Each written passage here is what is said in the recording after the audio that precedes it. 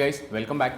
We're studying with this particular chapter RBI's intervention in foreign exchange market and maintenance of foreign exchange rate.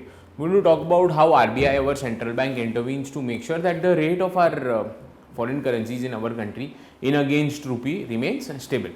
Right, all of you. Okay, now when we talk about RBI's role in our country, we divide it into two parts. First part is foreign exchange rate before the reforms began. The macroeconomic reforms in our country began in 1991, and the second is after 1991, what were the steps that RBI took.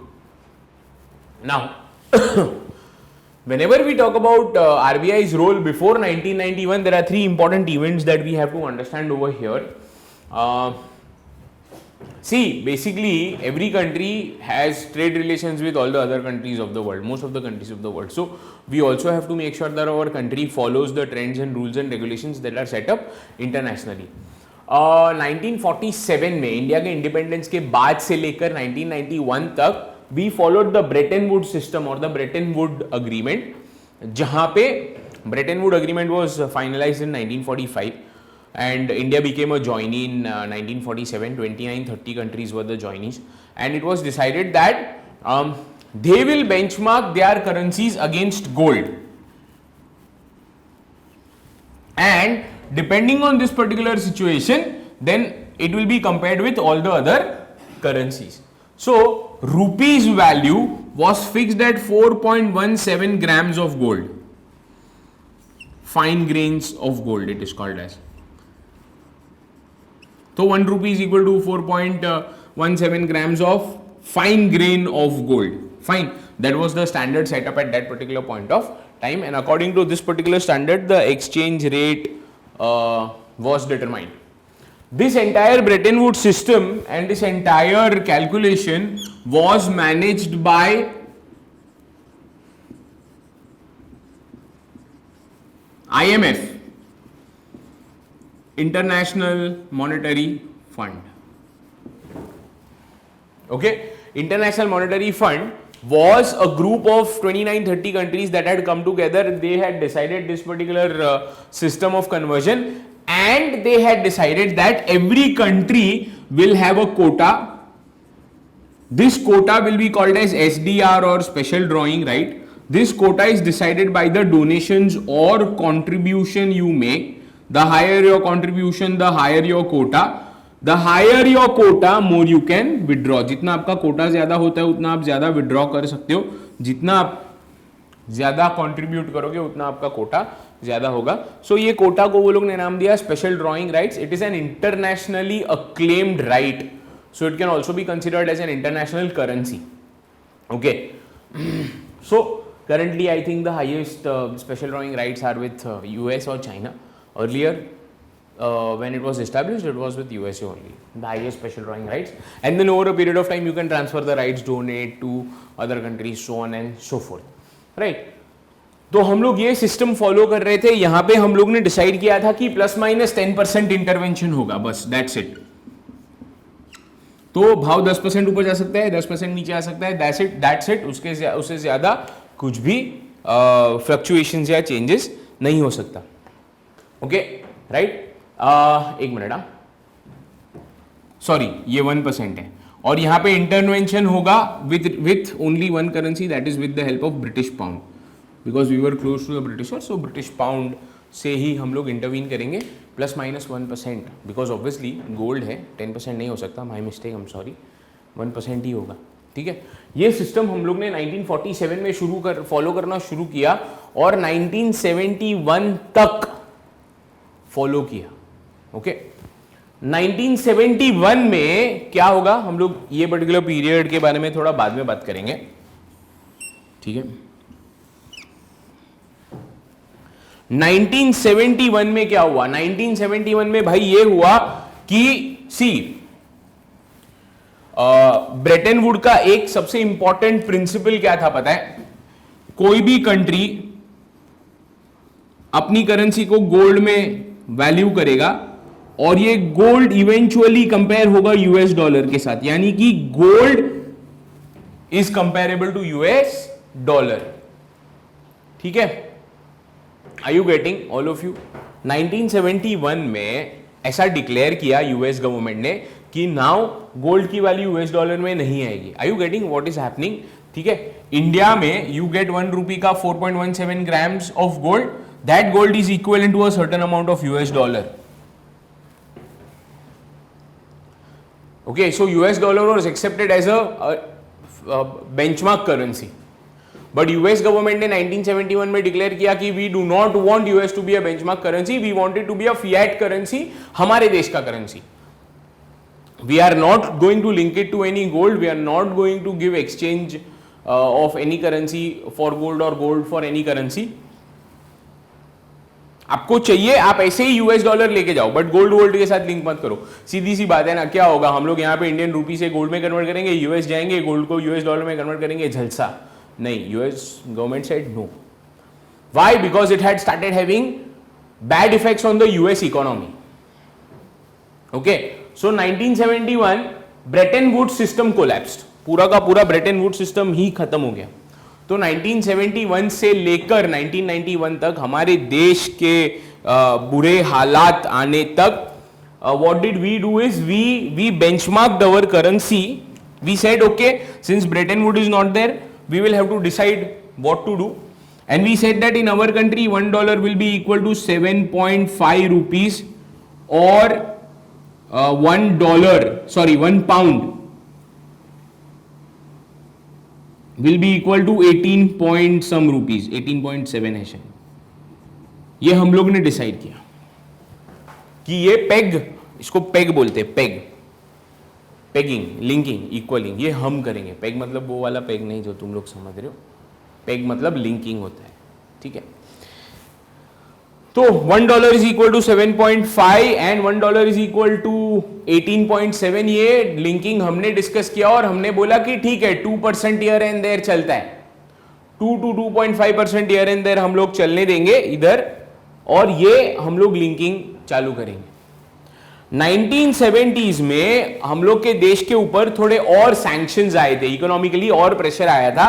So then we also linked our currency to Russian rouble. उस time पे rouble था Russia का, अभी भी rouble ही है. तो rouble के साथ भी लिंक किया, 2-3 और करेंसीज के साथ भी लिंक किया. So we started linking our currency to a lot of other countries. हर एक कंट्री का अलग अलग रेट आया. This system was called as basket peg. Sorry,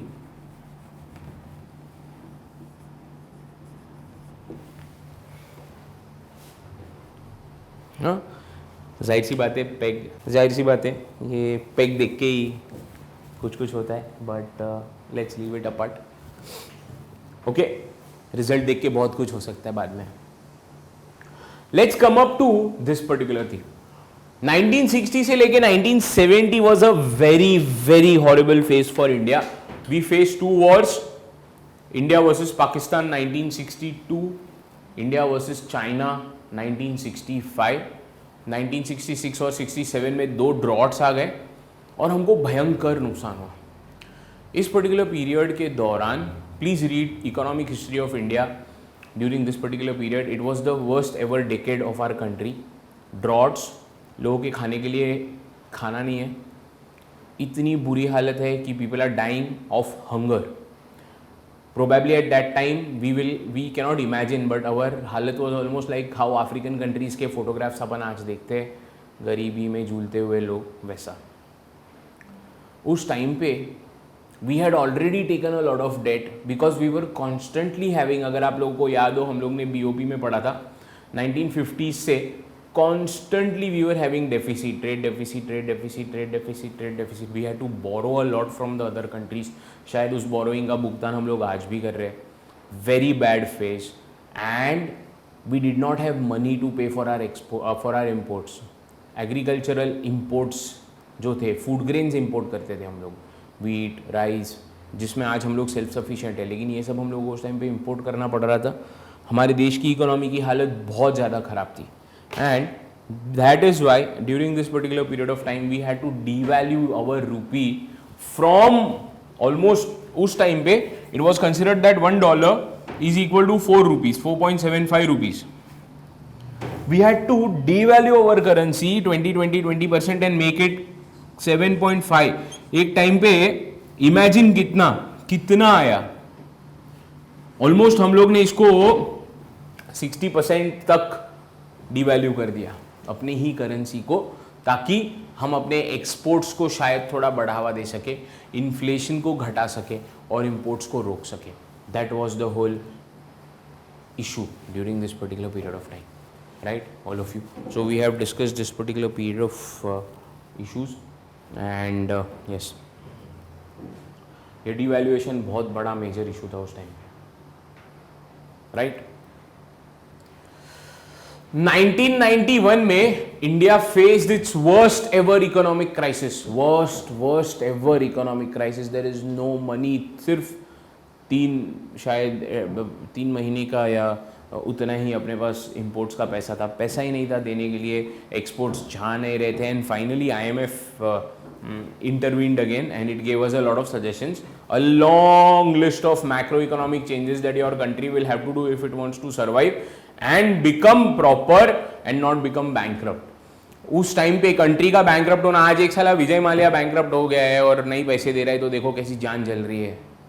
6,000 crore, उस टाइम पे हम लोग बात कर रहे हैं कि पूरा का पूरा कंट्री बैंकरप्ट हो जाएगा, है ना. How is it possible, default कैसे हो सकता है. So then IMF suggested a lot of structural changes to our entire economy and that were to be adopted. अगर आप लोगों को ये ध्यान से समझा है तो आपको एक चीज नोटिस हो गई होगी कि यहाँ पे रेट्स डिसाइड हुए हैं और परसेंटेज फ्लक्चुएशन डिसाइड हुआ है, यानी कि यहां पे कहीं भी मार्केट इंटरवेंशन नहीं है. आरबीआई ने, हमारी सेंट्रल बैंक ने ये सिचुएशन के हिसाब से डिसाइड किया है, ये रेट प्लस माइनस इतना टका. नो डिमांड सप्लाई, जो हम लोग ने प्रीवियस वीडियो में किया है, no demand supply, no market, we decide, come exchange at that rate. So RBI was more like a road block at that time. Okay, regulate करता था, ये रेट मतलब ये rate. Over a period of time, RBI's role will change. RBI's role will become lesser and lesser active. RBI will now become a facilitator in improvement of its economy. Okay, so RBI had to take up all these steps post 1991. What were the objectives of RBI during this particular period of time? है ना, पहला, reducing volatility in exchange rates. Okay, सबसे पहला था जो volatility, जो fluctuations आते हैं उन एक्सचेंज रेट्स में उनको स्टेबलाइज करो. तो सबसे पहला होता है कि भाई स्टेबिलिटी लाओ और फ्लक्चुएशंस को कम करो. दूसरा होता है डेवलप मार्केट.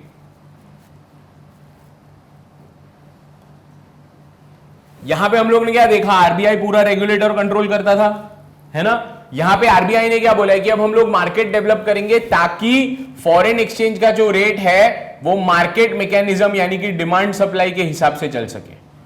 हम प्रॉपरली उसको रेगुलेट करेंगे, हम डिमांड सप्लाई को रेगुलेट करेंगे, हम करेंसी को रेगुलेट नहीं करेंगे, हम डिमांड सप्लाई को रेगुलेट करेंगे, हम एक्सपोर्ट इंपोर्ट के लेवल्स को रेगुलेट करेंगे ताकि करेंसी बराबर से मैनेज हो सके.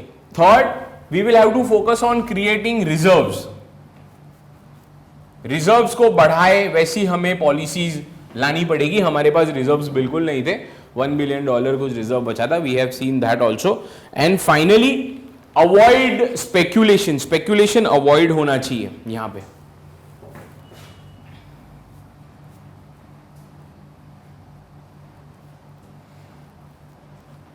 स्पेकुलेशन को कम करो, स्पेकुलेशन को अवॉइड करो, हो सके तो निकाल दो. स्पेकुलेटिव एक्टिविटीज नहीं होनी चाहिए.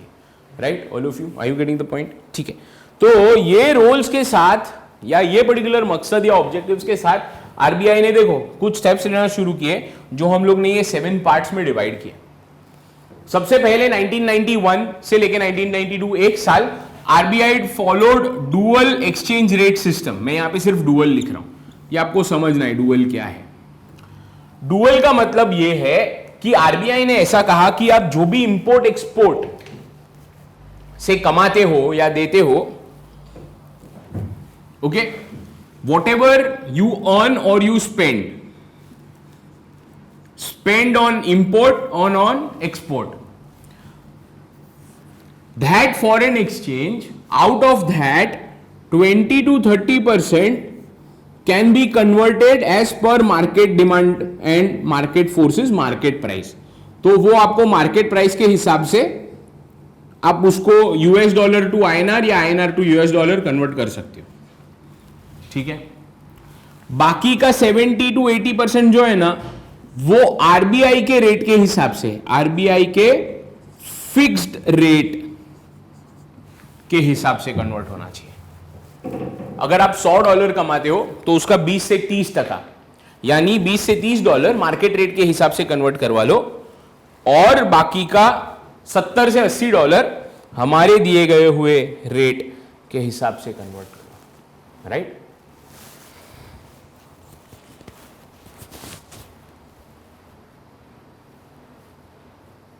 बराबर है ना, होता है कभी साउंड का। आरबीआई ने इस पर्टिकुलर पीरियड के दौरान, in this particular period of time, RBI had kept quotas. So in automobiles इतना foreign exchange can be converted, for import इतना foreign exchange can be converted, for export इतना foreign exchange can be converted, agriculture में इतना import इतना export इतना foreign exchange can be converted। quota system था इस time पे, ताकि इकोनॉमी स्टेबल रहे। फिर धीरे धीरे जब इकोनॉमी स्टेबल होने लगी तो नेक्स्ट ईयर 92 में आरबीआई ने लर्म्स लाया, LERMS, liberalised exchange rate management system. Liberalised exchange rate management system, जहां पे बोला कि ठीक है हम लोग कोटा हटा देंगे, अपर रिस्ट्रिक्शंस नहीं होंगे आपके इंपोर्ट एक्सपोर्ट पे, और ये जो 20 to 30% है ना, ये हम 60% कर देंगे। 20 to 30% है, ये हम क्या कर देंगे, 60% कर देंगे। 93-94 तक हमारे देश में ना हाई लेवल में इन्वेस्टमेंट अलाउड नहीं था। क्यों? क्योंकि उस टाइम पे ना अपना इकोनॉमी थोड़ा अनस्टेबल था। जो फॉरेन इन्वेस्टमेंट आता है ना, वो 94 से धीरे धीरे ओपन अप होना स्टार्ट हुआ। तो that point in time RBI decided that we will allow full capital account, sorry full current account convertibility. Current account याद है, बैलेंस ऑफ पेमेंट में करंट अकाउंट 4 चीजें आती थी, है ना, goods, merchandise trade, trade of services, unilateral payments and interest payment, profit and dividend, current account. तो current account trade से, चाहे वो सर्विसेज का इंपोर्ट एक्सपोर्ट हो, गुड्स का इंपोर्ट एक्सपोर्ट हो, पेमेंट्स यूनिलैटरल हो, प्रॉफिट्स डिविडेंड्स कुछ भी हो, उसमें जो भी आप पैसा लाते हो ना, उस पर कोई रिस्ट्रिक्शन नहीं।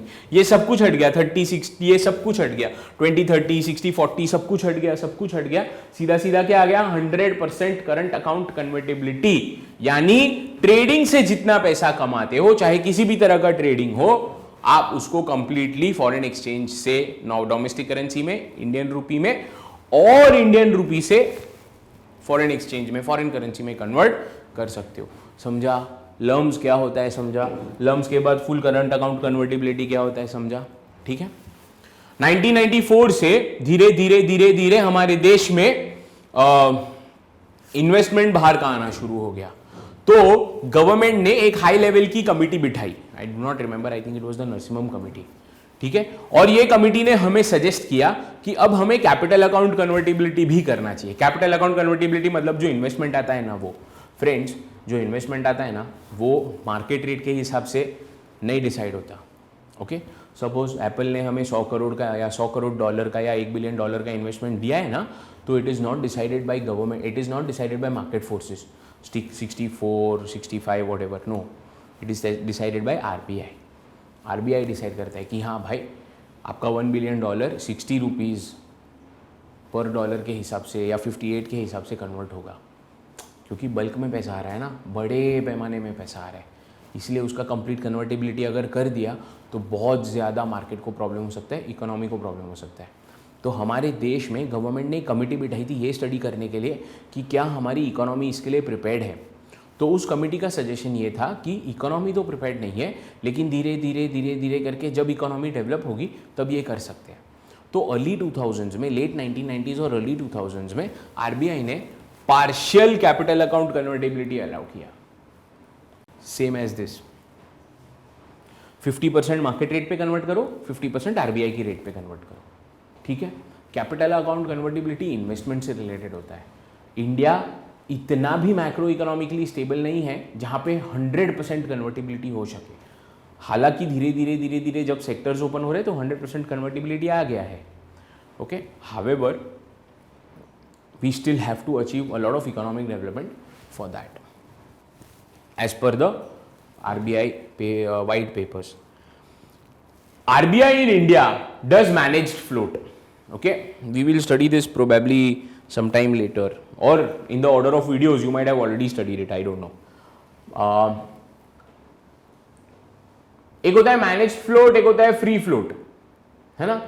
आरबीआई ना मैनेज फ्लोट में बिलीव करता था। फ्री फ्लोट मतलब क्या, करेंसी जब totally market demand and supply के हिसाब से फ्लक्चुएट होती है, totally market demand and supply के हिसाब से चलती है, तो दैट इज फ्री फ्लोट। आराम से मार्केट में बढ़ा, मार्केट में घटा, no government intervention, no central bank intervention, nothing at all. But हमारे देश की इकोनॉमी को स्टेबल रखने के लिए और हमारे देश के इकोनॉमी को फ्लक्चुएशंस की वजह से कुछ ना हो, इसके लिए RBI does manage float.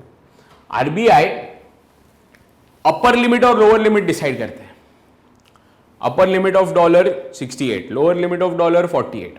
RBI बोलता है 68 और 48 के बीच में कितना भी फ्लक्चुएशन हो हम कुछ नहीं करेंगे, लेकिन 68 क्रॉस करके 69 पे गया तो हमें स्टेप लेना पड़ेगा। 48 क्रॉस करके 47, 46, 45 पे गया, सर अच्छी बात है ना, नहीं, एक्सपोर्ट्स को नुकसान होता है, तो वहां पे हमें स्टेप लेना पड़ेगा। तो दिस इज मैनेज्ड फ्लोट। यहाँ पे आरबीआई एक पर्टिकुलर पीरियड तक ज्यादा एक्शन नहीं लेता, लेकिन वो पीरियड क्रॉस होने के बाद या वो upper limit lower limit cross होने के बाद आरबीआई इंटरवीन करता है ताकि मार्केट या फॉरेन करेंसी का market demand supply price stable हो जाए। आरबीआई का इंटरवेंशन कैसे होता है? आरबीआई का दो टाइप का इंटरवेंशन होता है, direct intervention, indirect intervention. Direct intervention मतलब आरबीआई खुद अपने पास डॉलर्स है वो बेचेगा, मार्केट से खुद डॉलर्स खरीदेगा, that is direct intervention, direct steps. Indirect intervention का मतलब यह होता है कि आरबीआई पॉलिसीज बनाता है, quotas, policies, restrictions, conversion restrictions, ये सब जब लाता है तो that is indirect intervention. Indirect मतलब RBI itself does not take any action, but RBI restricts other people from taking action. Direct मतलब क्या, आरबीआई खुद एक्शन लेता है, buying of foreign exchange, selling of foreign exchange, controlling reserves, so on and so forth, right. Finally, the last is sterilized and unsterilized intervention. Sterilized and unsterilized intervention. Okay. Sterilized and unsterilized intervention. Unsterilized intervention में ना RBI direct या indirect action ले लेता है। अब ये direct या indirect action में ना इशू क्या है मालूम है? RBI also has to take care of its local currency supply. Its local currency मतलब आईएनआर। क्या होता है पता है, अगर आरबीआई बहुत सारा फॉरेन एक्सचेंज खरीद लेता है मार्केट में से, तो फॉरेन एक्सचेंज खरीदा तो ऑब्वियसली आईएनआर गया मतलब मार्केट में ही आईएनआर का फ्लो बढ़ा। आईएनआर का फ्लो बढ़ा यानी मनी सप्लाई बढ़ा। मनी सप्लाई, अगर तुम लोग को मल्टीप्लायर इफेक्ट वगैरह थोड़ा भी याद है, मनी सप्लाई बढ़ना automatically, money supply is directly और indirectly related to inflation. Money supply बढ़ेगा, इन्फ्लेशन बढ़ेगा। तो आरबीआई को ये भी ध्यान रखना पड़ता है कि भाई मनी सप्लाई बढ़ने की वजह से इन्फ्लेशन पे कोई भी असर ना हो, क्योंकि अगर इन्फ्लेशन पे असर होता है तो वापस झोल हो जाएगा। अगर आरबीआई फॉरेन एक्सचेंज बेचता है, मान लो, है ना, आरबीआई सेलिंग फॉरेन एक्सचेंज, तो लोकल करेंसी आ जाएगा। आरबीआई के पास अगर लोकल करेंसी आ जाएगा तो फ्लो में से लोकल करेंसी कम होगा, तो इकोनॉमी पे एडवर्स इफेक्ट्स होगा, इकोनॉमी का ग्रोथ घट जाएगा। सो कहीं ना अनस्टेरिलाइज्ड मतलब आरबीआई के एक्शन की वजह से economy is expose to some dangers. Now, along with this, when RBI starts taking monetary steps, CRR बढ़ा दिया, ओपन मार्केट ऑपरेशंस थोड़ा, अगर ओपन मार्केट ऑपरेशंस से गवर्नमेंट इंस्ट्रूमेंट सेलिंग ज़्यादा कर दिया, SLR बढ़ा दिया, तो जब मॉनेटरी पॉलिसी स्टेप्स लेता है आरबीआई, यहाँ पे फॉरेन एक्सचेंज को कंट्रोल कर रहा है, वहाँ पे क्रेडिट को कंट्रोल कर रहा है, तो जब ये दोनों स्टेप्स एक साथ लिए जाते, so that is called a sterilised intervention. Unsterilised intervention में एक ही स्टेप होता है, direct indirect intervention, okay, but economy still remains exposed, है ना। तो इकोनॉमी को प्रोटेक्ट करने के लिए जो स्टेप्स लिए जाते हैं that come under sterilised intervention, right, all of you. अब this is the role of RBI in developing our country. We have been very quick through this particular chapter two parts we divided the chapter into. We studied foreign exchange rate and its development before 1991. We studied the Bretton Woods, we studied what happened in the decades of 1960s, and we studied the collapse of Bretton Woods, and in that scenario what RBI adopted. Till 1991, RBI's role was more of a regulator, controlling the rates, making sure that the rates don't fluctuate too much. During this particular period of time, we had too much of trade deficit. बहुत ज़्यादा trade deficit था. Trade deficit overcome करने के लिए हम लोग ने बहुत सारा लोन्स लिया. 1960s में लोन्स लेना इम्पॉसिबल हो गया. रिटेलिएशन में इंडियन इकोनॉमी को असर हुआ. हम लोग ने अपने करेंसी को बहुत ज़्यादा डिवैल्यू कर दिया.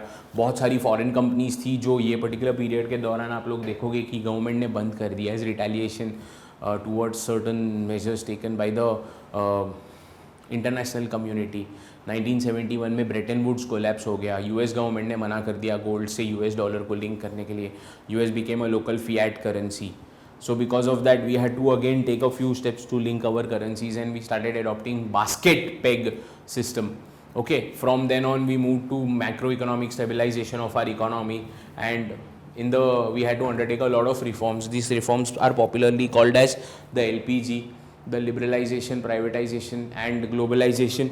And in this phase 2, RBI had 6-7 steps. From 1991-1992, it adopted a dual rate where it said that okay, a certain part of your exports and imports can be converted at the rate decided by us and remaining can be converted at the market rate. The main idea was yes, market को develop करो लेकिन अच्छे से healthily develop करो ताकि कुछ भी नुकसान ना हो जाए. 1992 में it adopted LERMS, liberalized exchange rate management system, जहाँ पे उन्होंने ये जो rates थे 20-30% उनको और increase किया और बढ़ाया. फाइनली 94